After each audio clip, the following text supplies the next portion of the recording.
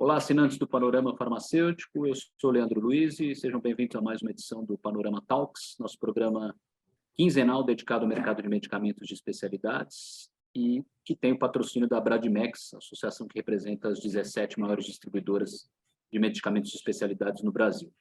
E a gente já ouviu diferentes atores aí desse setor, desse mercado de specialty, e faltava realmente uma consultoria como a Close-Up para estar aqui conosco, dividindo tendências e principalmente dados, né? E estou aqui com alguém especializado em dados, né? E vem trilhando aí uma jornada interessante de acesso à informação e entendimento sobre esse ecossistema. Estou aqui com Paulo Paiva, vice-presidente da Close-Up International. Obrigado pela presença, Paulo. Obrigado a vocês, Leandro. Obrigado aí à Bradimex também por fazer o convite aí junto com vocês. É um prazer estar aqui hoje. Legal, Paulo. E vamos começar falando um pouco sobre esse 2022, né? A gente fala de pós-pandemia, mas é difícil até falar, né? Eu não sei o termo correto até hoje, mas como é que você avalia o desempenho dessa área de specialty nesse ano? Você percebeu um avanço na demanda? E em que medida a pandemia contribuiu para dinamizar e mudar um pouquinho, transformar esse cenário? Bem, o mercado de specialty cresceu, né? Ele é um mercado que vem expandindo, ele cresceu aí na ordem de 30%, 32% no ano, em valores. E a pandemia, ela criou uma situação assim, num primeiro momento, ela mudou o perfil do mercado de specialty, porque a gente foi muito mais para uma atenção de pacientes que estavam infectados e necessitando de tratamentos com Covid, que tiveram e ocuparam os hospitais e os centros clínicos de uma forma assim absurda. Nós nunca vimos uma ocupação do sistema de saúde de tal monto para uma única atenção. E isso criou um perfil que nós tínhamos, em 2019, nós tínhamos um perfil tradicional, 2020 e 2021, muito dedicado à atenção de Covid. De final de 21 para cá, a gente está voltando muito mais ao perfil que a gente conhece do mercado de specialty. Então, muito mais oncologia, muito mais enfermidades autoimunes, enfermidades relacionadas ao sistema cardiovascular, ao sistema respiratório, ao sistema nervoso central. Então, esses são os pontos. Coisas importantes que aconteceram. A pandemia, ela mudou o perfil de internação do mercado hospitalar como um todo. Então, mais ou menos, de tratamentos eletivos, ou seja, que são aqueles tratamentos que são programados para a população, onde aí a gente tem realmente um grande volume, né, ligados a este grupo de enfermidades que eu falei, oncologia principalmente. Essa parte eletiva ela foi assim muito, muito, muito reduzida nesses 2 anos de pandemia. Ela saiu de mais ou menos 24% da internação eletiva para 6%. Tá? E não que a internação diminuiu, porque no final a internação aumentou, porque nós tivemos isso ocupado em grande parte pelos pacientes de Covid. Mas o que aconteceu? Essa gente toda, esses pacientes todos ficaram sem tratamento. Então a gente tem agora a situação de uma estimativa de ocupar os 24% da internação e do uso do sistema hospitalar e da medicação em processos eletivos, mas a gente tem um paciente que não foi tratado em 2021 e 2020. Então, nós temos hoje uma situação que o mercado de specialty e o mercado hospitalar, ele tende a ter um crescimento até bem superior àquele que a gente está vendo agora, porque a gente não vai ter só o paciente esperado para 23. A gente vai ter o paciente esperado para 23, a gente tem o paciente de 20, a gente tem o paciente de 21 e a gente tem o paciente de 22, todos eles chegando dentro do mercado de specialty. E uma questão importante, o paciente de 21 e o paciente de 22, eles chegam 2 anos atrasados aos tratamentos. Né? Então, custos, custo, gravidade de tratamento, tempo de tratamento, taxa de mortalidade, tudo isso hoje são indicadores que estão sobre o mercado de especialidades. Então, a gente tem um forecast que esse mercado vai crescer muito, né? Ele vai crescer além, esses 30 que a gente cresceu já é um pouco acima, ele crescia em torno de 20, já cresceu 50% a mais, mas a gente estima que essa performance vai acelerar daqui para frente, porque nós vamos ter que achar espaço para todo esse grupo de pacientes que ficou um pouco, eu diria, um pouco fora, um pouco aí ao lado do sistema de saúde e que sim ou sim ele vai voltar. Né? Então, esse é um desafio. E essa é uma grande oportunidade, né? Porque nós teremos aí um avanço sobre o gasto de saúde no Brasil acima do que a gente tem até hoje. O gasto de saúde no Brasil está em 2022, em torno aí de 900 bilhões de reais. Tá?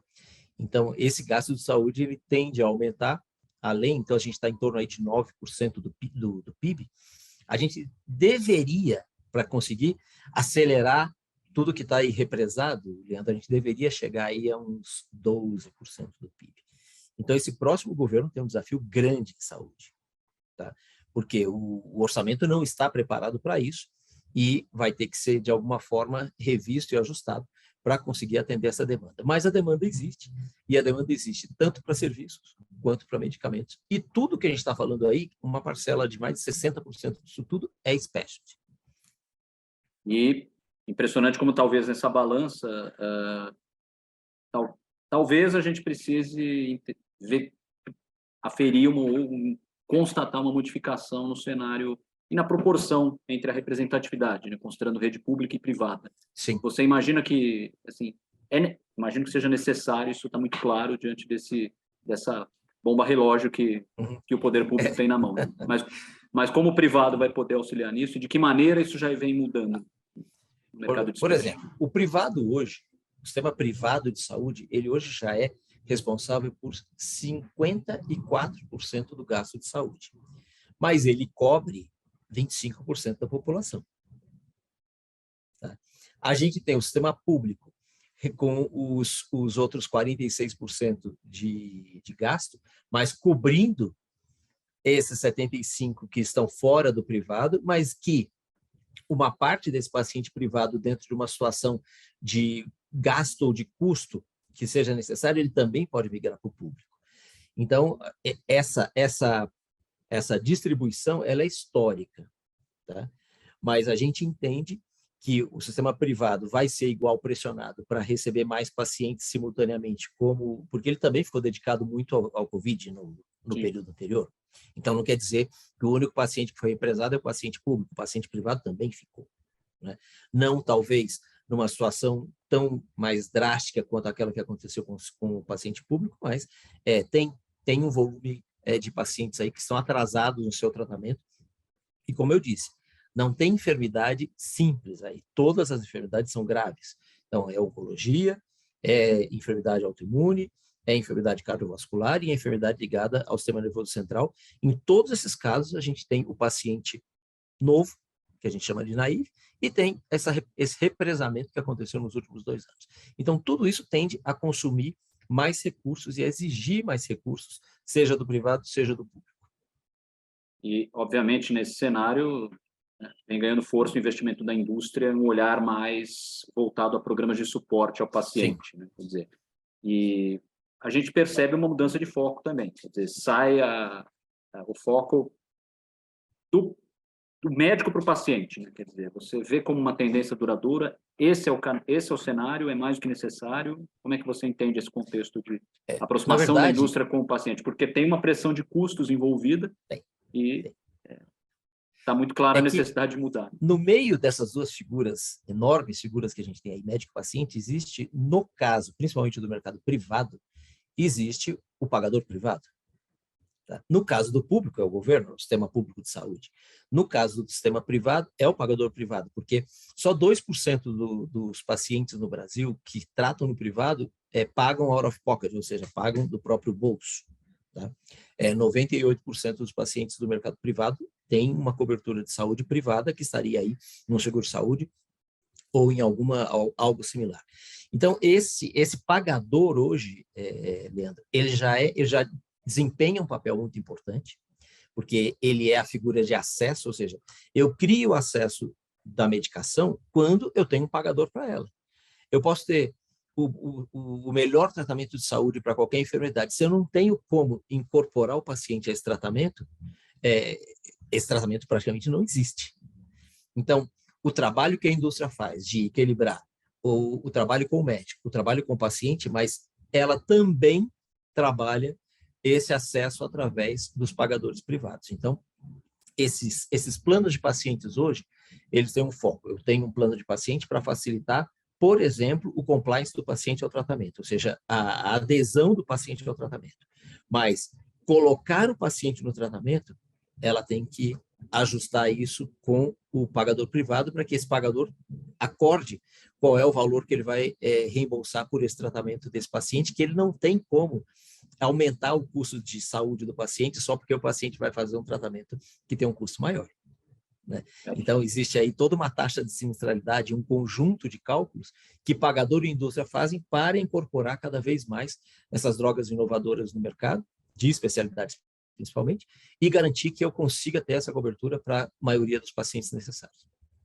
E vários outros programas que a gente já conduziu, as palavras são sempre as mesmas, né? Sustentabilidade financeira e integração, né? E acho que falando, né, sobre o ponto de vista da integração, enquanto a indústria investe em programas de suporte ao paciente, vem buscando, né, equilibrar essa balança, você tem as distribuidoras também nesse contexto. Sim. Distribuidoras de medicamentos de especialidades.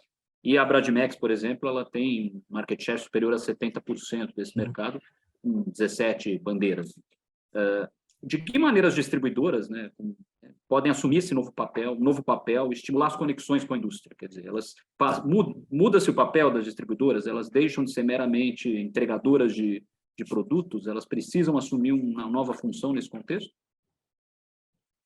Veja, o distribuidor ele tem um papel importantíssimo dentro da cadeia, porque é ele que faz chegar o grande volume de unidades utilizado no mercado de specialty. Quem faz chegar é o distribuidor. A indústria trabalha com uma pequena parcela dos produtos de altíssimo custo, e ainda a maioria deles produtos protegidos por patente, ela trabalha aí, mas em termos de volume é pequeno.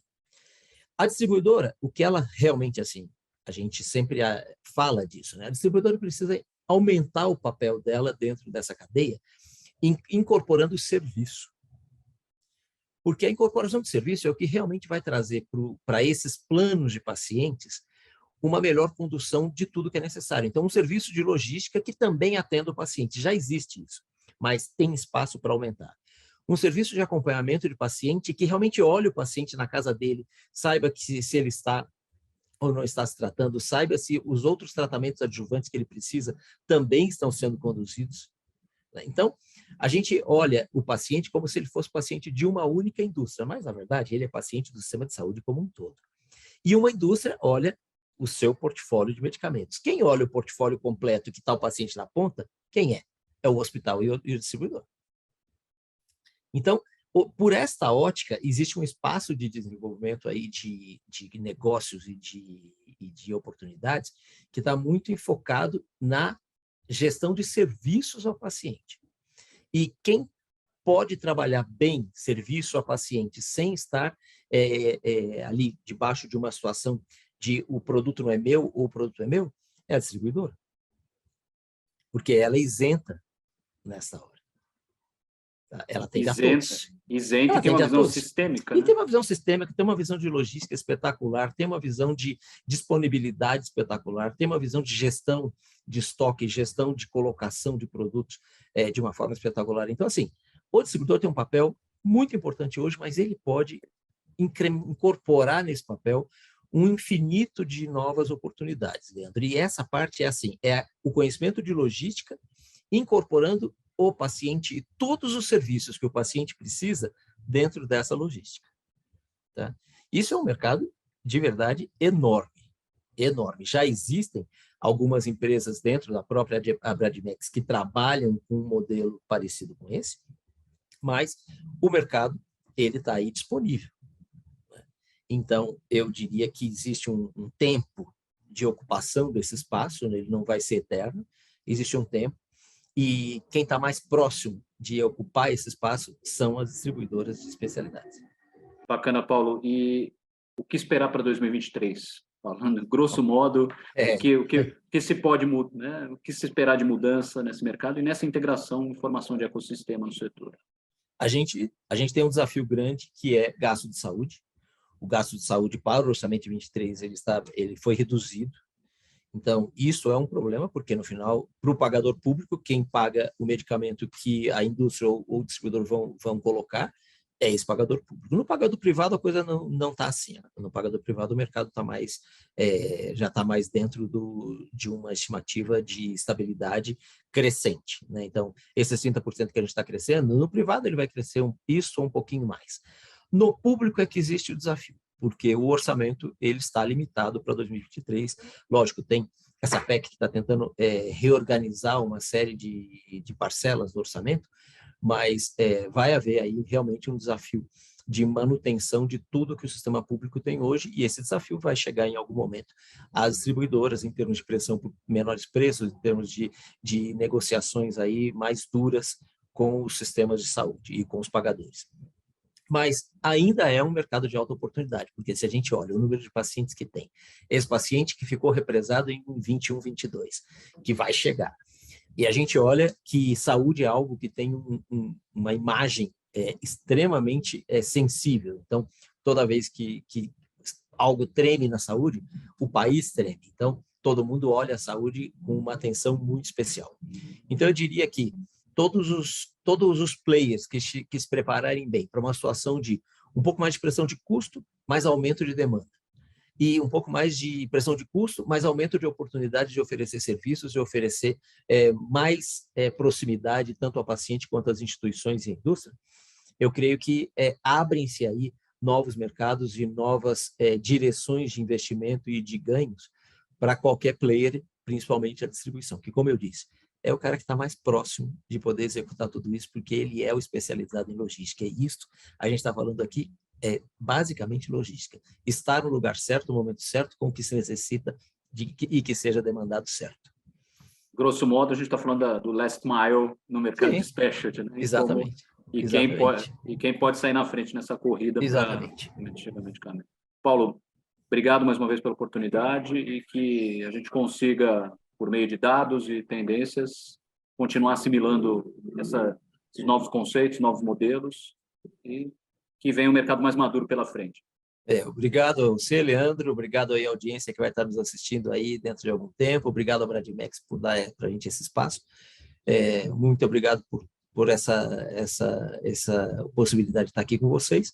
E o que vocês precisarem, podem contar conosco. A gente realmente tem aí bastante análise, estamos aprofundando em bastante áreas, justamente para poder colaborar com visões e distintos cenários que a gente tem que estudar ou tem que se preparar para eles. Perfeito, Paulo. Um grande abraço. Um abraço. Obrigado. Boa tarde. O Panorama Talks tem o patrocínio da Bradimex, entidade que representa as principais distribuidoras de medicamentos de especialidades no Brasil. Espero que vocês tenham gostado de mais essa edição e fica aqui o convite. Acesse o nosso canal no YouTube, ative as notificações, inscreva-se no canal e os conteúdos também do Panorama Talks ficam disponíveis no portal panoramafarmacêutico.com.br, também nas nossas redes sociais, no Facebook, Instagram e LinkedIn, e nos grupos de mensagem no WhatsApp e Telegram. Obrigado mais uma vez.